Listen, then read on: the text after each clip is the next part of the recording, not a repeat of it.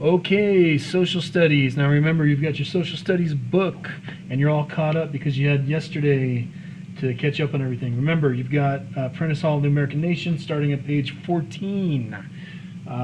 American lands and climates. What are the 8 physical regions of the United States? How are rivers and lakes important to the United States?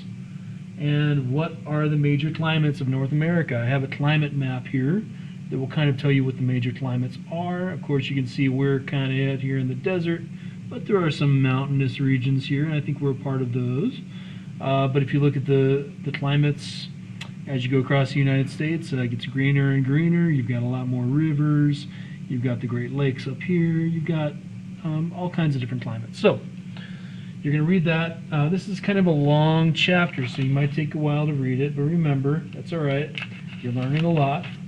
And when you finally get to page 23, that's going to have the section 3 review.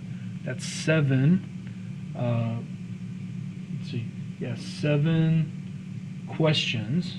And remember how to go in, find the assignment, create a document, and you can answer all the questions in that. So have fun learning about all of the different regions and climates and all the different parts of America geographically before we get into next time, or next week, we start getting into some of the early civilizations of America.